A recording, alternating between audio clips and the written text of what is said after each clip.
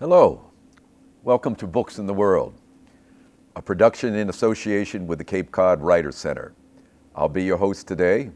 My name is Richard Bodertha, and our guest is novelist and writer Jim Coogan. Good afternoon, Jim. Hi, Rich. Thanks so much for having me.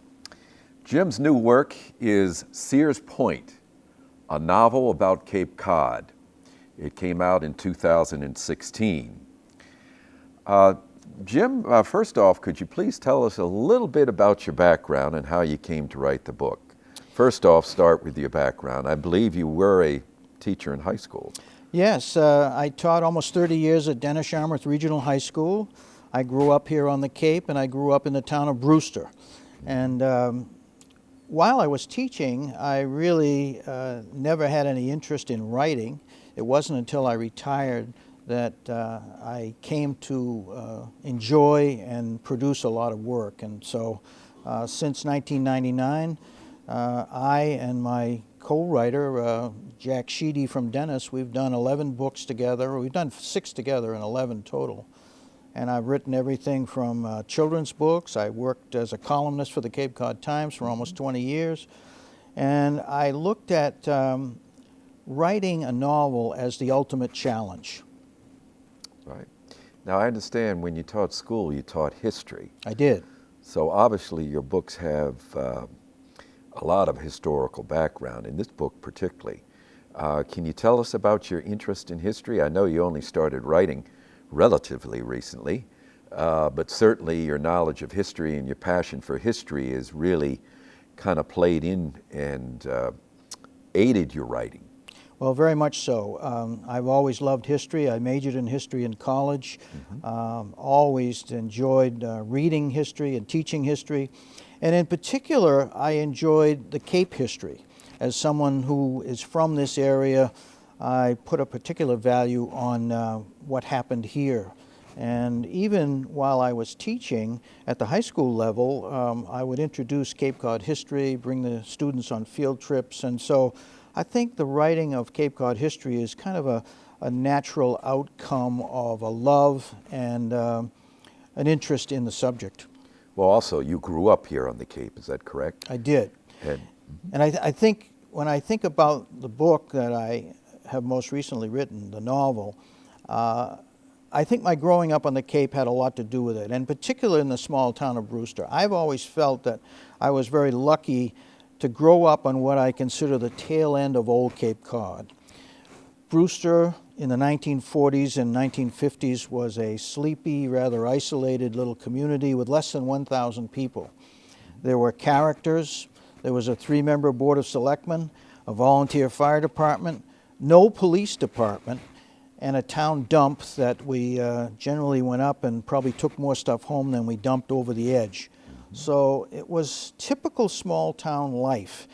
And in approaching this novel, I wanted to capture the early period of Brewster in the 20th century. I didn't want to deal with anything prior to that because other histories have been written about Brewster, but I didn't think much had been done on the 20th century. So my character, Washington Foster Sears, who is a creation of mine, lives through Brewster's evolution from a small community to its modern-day suburban existence, and that's a 100-year period. I see. There are a lot of fascinating historical details in your novel. For instance, about how the British during the War of 1812 held a pile of salt as ransom. What was the War of 1812, what was behind the pile of salt? I understand that's probably a preservative back then, but what was that situation? Well, in that period of time, all of the Cape Cod towns had extensive salt works. Now, these were solar evaporation machines that essentially pumped salt water into wooden vats that held the water. The sun would evaporate the water and leave salt. The salt was used primarily in the fisheries because when the fishermen would leave here and go out 100 miles, and as soon as they began to catch fish, they had to salt and begin the process of curing the fish. So these were rather valuable pieces of real estate and part of the economy of all the Cape towns. And in 1814, when the HMS Newcastle sailed into Cape Cod Bay, the captain, Richard Raggett, demanded that the town of Brewster pay a $4,000 fine, or else he would blow up the salt works. And the people in Brewster, they asked for help from Orleans and Dennis, but didn't get it.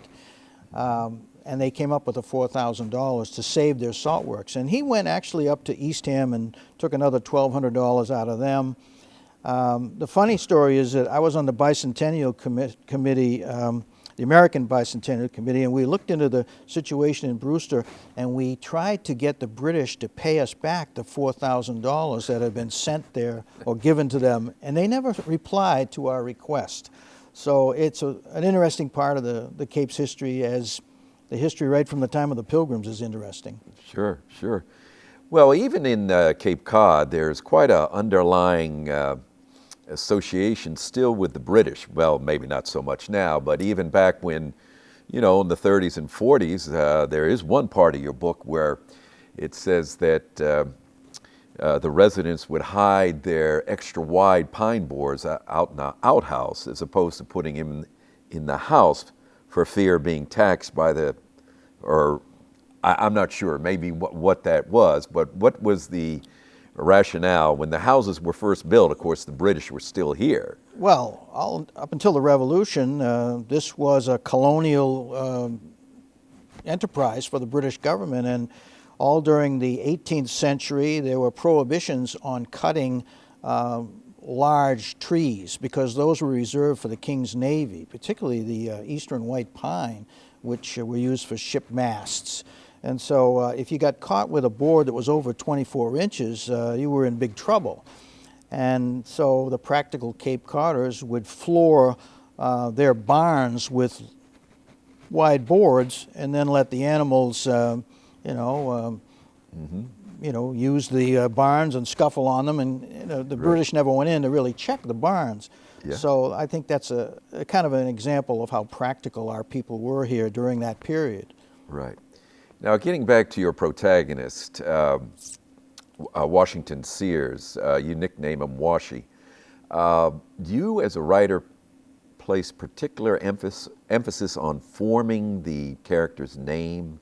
Did you put a lot of thought into that? Well, it was an important part of crafting the novel, but it didn't really require me to do a whole lot of thinking because I grew up with all of these people whose names were Washington Chase, Washington Eldridge. They were very traditional names, and in that period of time, I would say that probably 4 families dominated the town. They would be the Freemans, the Bangs, the Crosbys, maybe the Lincolns. It was such a small interwoven community. You could say the same thing about Dennis. There were a lot of Crowells, a lot of Howes, a lot of Sears. So the names themselves didn't really challenge me that much, but I didn't want to use the exact name, so I created some composites. Washington Foster Sears represents a number of older men that I knew growing up. One of the minor characters in the novel I thought was pretty fascinating was this turtle hunter that would take Washy as a young boy out on these turtle hunts. And I guess they had a tall pole like you use for a skiff, for instance, and they would go into the mud and try to find where the snapping turtles were. And of course there was a distinction between hitting a rock and hitting the more hollow sound of the shell of a snapping turtle. But that turtle hunter used to ship the turtles down to New York on the old, what was it, the Hartford-New Haven rail? Well, by that time, when I knew this fellow, and he was a neighbor of mine, and I worked with him when I was in college, and he showed me how he did catch the turtles. They were using, in the 1950s, early 60s, a Railway Express. By that time, there wasn't any more freight going through Brewster, so they were trucks. But prior to that, before the war, they were using the railroad to ship them out. And the funny thing was that you couldn't just ship one turtle, and they had to be shipped live. So you needed probably 10 good-sized snapping turtles to fill a barrel. And then he would send them to New York or Boston, where they'd be made into turtle soup and maybe turtle steaks, whatever. But the process of catching them He showed me how he did it, walking in the shallows of ponds where, by November these turtles are gone dormant down in the mud. And you'd use that pole, and there was a different sound between a rock and a turtle. And the pole had a crook end on it, and so once you got a turtle, you reached in and pulled him out of the mud. But he was still dormant, but you'd throw him into a sack over your bag, over your back, and he might weigh 10, 12, 15 pounds. As long as you got him back to the truck before it got too warm, he stayed dormant. And then this particular fellow, like a lot of people, including my own family, had a dirt floor in his cellar. And he would take the turtles down and put them in the dirt floor, and it was dark down there, and they would remain dormant, and they would just basically snug down in there until he had, 10 or so that he could ship them out. They put in a barrel and ship out. Yeah, Yeah. and it's a way of life that between the annual deer hunting ritual where the men would all pile into trucks and go up into a back area of the town, and one group would drive the deer, the other would shoot, the next day they'd reverse it. These were all cultural things that were part of the end, they were sort of going away at the time I became a teenager and got into college, but I knew enough about them and I knew the fellows who did it that I wanted that to be part of the story to kind of capture that life. Oh, it certainly was. I think when I was reading the book, I had an association in my mind of Faulkner's little postage stamp down in Mississippi about how place can become so important. Location can almost become a character in the novel. Well, it's interesting. I wrote this book really, I thought it would only go for Brewster people, and in a sense, I wrote it as a gift to people that I grew up with, and I dedicated the book to my mother and father who gave me Brewster. They gave me the chance to grow up there. But others that have read it said it has something of a universal quality of small towns, and the fact that once familiar places can change so much in a lifetime. And I did point that out in the book. But I think the character of Washy Sears could be transformed or moved to any community that was small and suffered the effects of, in some ways, uncontrolled growth and rapid growth and changes in culture. And I think my main character experienced all of those in his 100 years. Sure, he did, yeah. What's your writing process like? A lot of people wonder where writers get their ideas. Of course, you grew up with this history here on the Cape, and particularly in Brewster. But you only really got interested in writing around 1999, and I take it that was after you retired from the school system. Was there a particular spark or a particular thing that you wanted to impart? Well, I think back when I finished teaching, and I will put in a plug for teachers, when you're teaching, there's not much time to do much else. And I may have wanted to write before that, but you take your job seriously and you're busy with that. When I retired, then I had the option. And I was fortunate enough to be associated with several writers in the Mid-Cape area that were writing some things for newspapers. My connection with Jack Sheedy, who is really a partner and one of my best friends, he encouraged me to start working on writing some things for newspapers, historical things, and he also is a good writer of history. So after a year or two of doing that, Jack came to me, he said, we should write a book. And I had really no thoughts of writing a book at all. And I said, well, how do we do it? And he was more the spark. He said, we've got the material, we can do it. And we did write our first book, which was very successful, maybe much to my surprise, but it did very well. And it kind of launched us into writing more books. Jack has just been a real great supporter of me as a historian. He's more the writer, I think, than I am. But in terms of the process of writing, I'm rather disorganized. And some people have a formula. I went to a seminar just recently where people were talking about how they set a timer and they have to write a certain number of words. I don't do anything like that. If I get an idea, I sit up there and my wife knows not to bother me and I work at it. If the idea goes away, I take the dogs for a walk in the woods. I don't have a schedule. Some do. I do believe in the biorhythms thing, that, you write at a certain time. And I'm good in the morning. And if someone said I had to create something in the evening, I couldn't do it. So the morning does work for me, but if it's a good day, I'd rather be outside. Right. So I take it that you don't necessarily outline your books. You rely a little bit on serendipity. Boy, that could describe the novel, because when I thought about the novel, this was the last challenge for me. I've written a lot of different things and genres, and I thought, this is really, I want to try this. And I really had no idea what I was doing. I started writing. I did have a 3-year goal. I know exactly when I started and when I wanted to finish, and that at least kept me grounded as to where I was going to end up. But I started writing, and I just wrote and wrote and wrote. And some people will tell you that something magical happens when you're creating, and it happened to me in that I can cite 3 places in this novel where earlier I had mentioned something that I thought was not so consequential, but it came back in.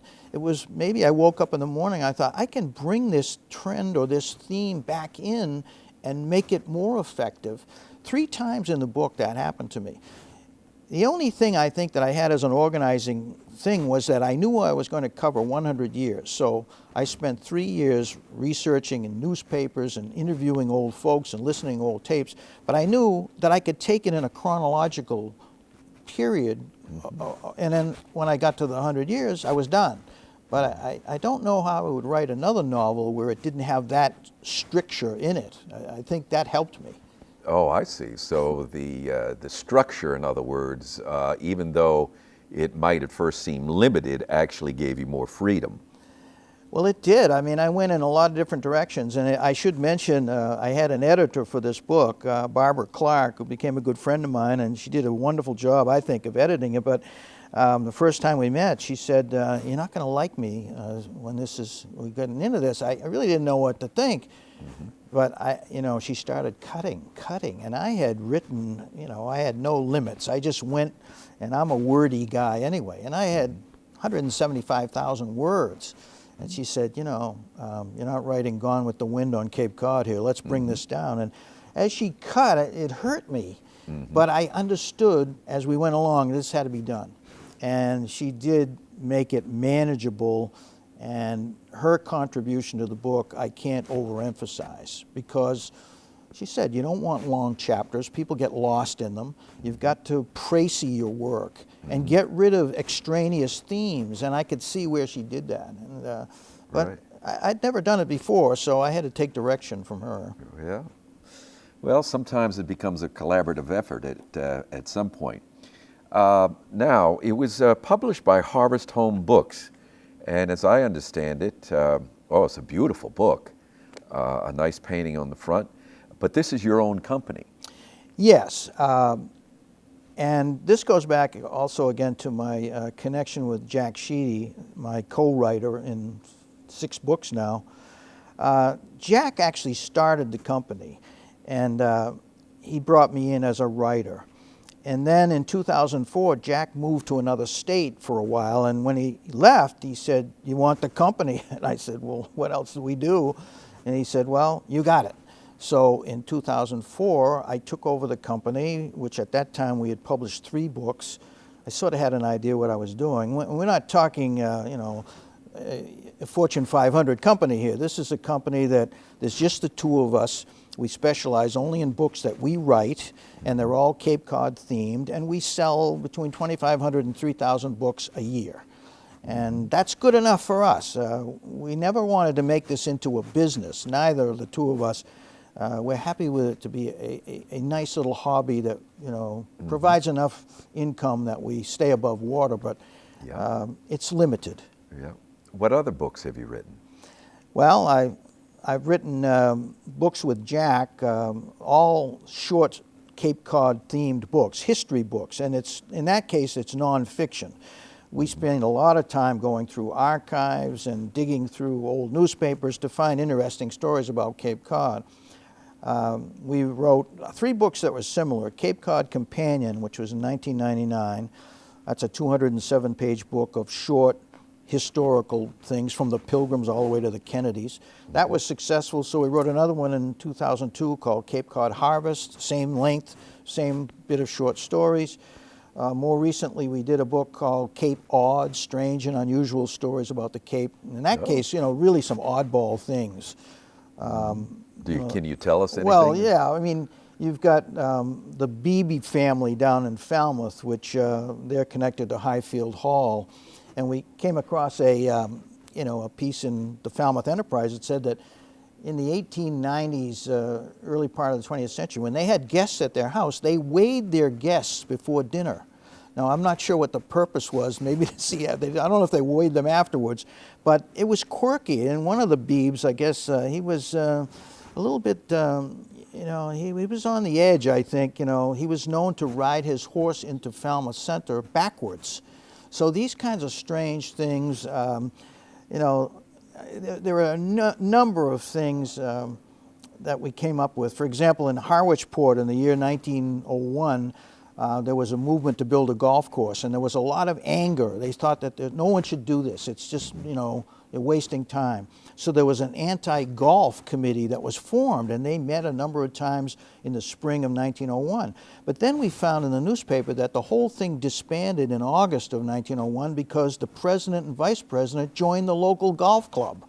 So these are kinds of stories about people, characters, places. What's your research entail? How do you go about researching? You said you go into the, I take it you worked on the Cape Cod Times as a columnist for a while, is that correct? Well, yes, but in that writing, that's more contemporary stuff, writing politics, and that was not a historical based. Occasionally I'd slip a history article in there if I thought it was relevant to a time period or... Sure. Or now, did you do that after you retired from the school? Actually, I started it while I was still teaching. I think a year before I retired, I started. Yeah. And I did a column every other week for all that period of time, which was very good because that taught me to be succinct. I mean, I had 650 words, and the editor wasn't giving me any more than that. So I had to learn, how to make the phrases come together and shorten things, not so much adjectives. But my research really, I have a couple of centers that I use very much. The Sturgis Public Library in Barnstable, wonderful archives there, great genealogist section. You've also got the Cape Cod Community College, the William Brewster Nickerson Room, which I practically lived in for 10 years, researching things and reading the books. And I think the Snow Library, the Brooks Library in Harwich, the Snow Library in Orleans, they have microfilm collections of newspapers, which I spend a lot of time going through that stuff. And I read widely, too. Anything that's written about the Cape, I read. But you'd also interview some people sometimes? These were people that you didn't necessarily know. Well, there were people, or would you people know? that were adults when I was a teenager and a college kid. I'd call them up and I'd say, I want to know something about the dairy farm that used to be in Brewster. And of course, I knew the gal whose husband ran it, so I'd call her up and, I'd say, look, let's talk about how these cows were here when I was growing up and they're not here anymore. I talked to people that were in the beginnings of building the Mid-Cape Highway and things like that, What was this like before that highway was built? And so I had a good chance to talk to a lot of people. Yeah. Now, as far as your main character, I don't know if you've ever thought about this, but if a movie was to be made of this novel, did you, this is an ideal situation, of course, but who would play Washy? Well, that's not something I ever thought about, but I suppose my favorite actor, one of my favorites, maybe the favorite one is Tom Hanks. I'd probably, I think if he could do Forrest Gump, I suspect he could do Washy Sears. I see. I can see him sitting in front of the old town hall or at the Brewster General Store out on the front porch there, and he could hold forth with the best of them.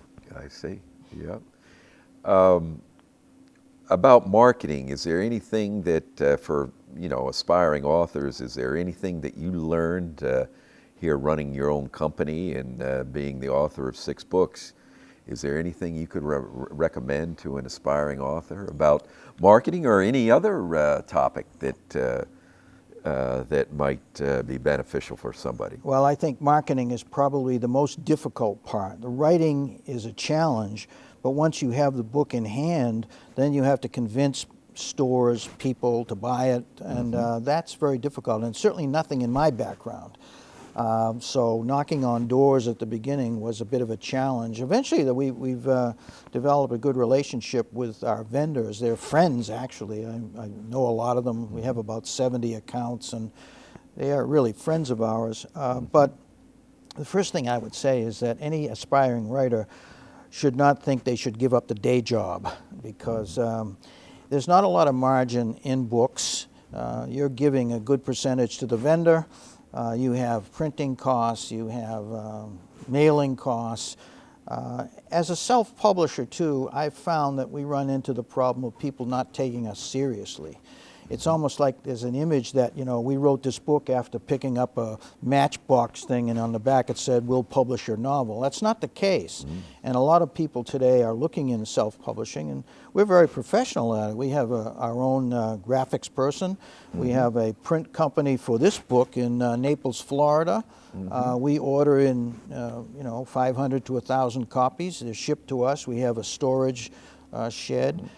But You've sold quite a few. well, we'll hit 60,000 sold this year. We're at 50. Now, is that for how many books is that? Well, that's all 11 books total. Okay. Our bestseller, we have two, and they're quite different. The Cape Cod Companion, which was our first book, sold about 15,000 copies. Wow. But my children's book, which maybe if I'm going to be remembered for anything, it's Clarence the Cranberry Who Couldn't Bounce. He's a favorite with a lot of kids, and he's pushing about 12,000 now. And the good thing about the children's books is I get a chance to go into the first grade. And I never had that experience. As a high school teacher, it's a different ballgame. You go in the first grade, they treat you like a rock star. They're so happy to see you, and I just love the first and second grade. So I love the children's books as much as anything. What's your next project? Well, believe it or not, I'm working on another novel, and it's about Cape Cod. And I think the success of this one kind of whetted the appetite. I think so many people have said they like the style and the content and the approach. I'm going to do another one. Now, where can they purchase Sears Point? Well, or any of your books? Sears Point and any of our books are at all the independent bookstores on Cape Cod. We have a number of outlets in some convenience stores. You find where they carry books.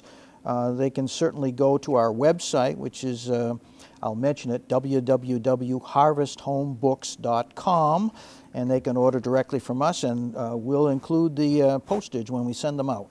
So, harvesthomebooks.com. Yes. Thank you very much, Jim. It's been a real pleasure. Well, I've enjoyed it. Thank you very much. Okay.